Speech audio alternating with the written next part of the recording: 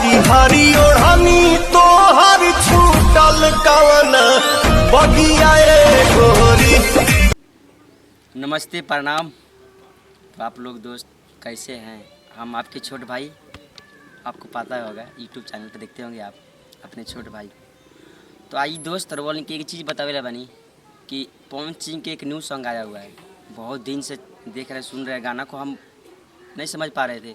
तो आज जो भी पवन सिंह का गाना हरी हरी ओढ़नी वाला, आज उसको हम बहुत ध्यान से सुने। तो भाई बहुत इंटरेस्टिंग गाना है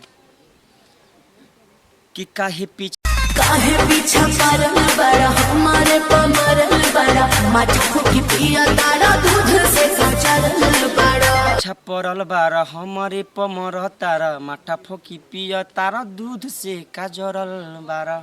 ऐसा नहीं है तो ऐसा नहीं है तो केकर जगवलू ह भगिया गोरी, कहाँ बुतवलू है अगिया गोरी, तहरी हरी ओढ़नी तो हरी छूटल कवन बगिया गोरी। ठुमका लगाओ चल तबला पर। ये भी बहुत बढ़िया गाना है, ये बहुत इंटरेस्ट। बिहार में सबसे फाड़ू गाना यही बज रहा है। कौन सा है गाना? तबला वाला। तो दोस्त थोड़ा हम ही सुनाएंगे। काहे बारे खिसी आती है पागला प, आव ठुमका लगाओ चल तबला पर। होई जाई बवाल तोरा भागला प, काहे बारे खिसी आती है पागला प, अब ठुमका हो अब ठुमका लगाओ चल तबला प। अब ठुमका लगाओ चल तबला।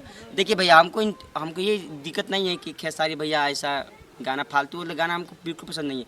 आप लोग जितना अच्छा गाना बनाएंगे उतना देखेगा, सब सारा दुनिया देखेगा। बिहार के लोग, यूपी के लोग, झारखंड के लोग बहुत देखेगा आप लोगों को। तो आप लोग एक इंटरेस्ट अच्छा गाना बनाइए और सब लोग सुनेगा, आपको प्यार भी देगा, आशीर्वाद भी देगा। लव यू दोस्त, फिर अगली बार मिलेंगे आपसे। धन्यवाद।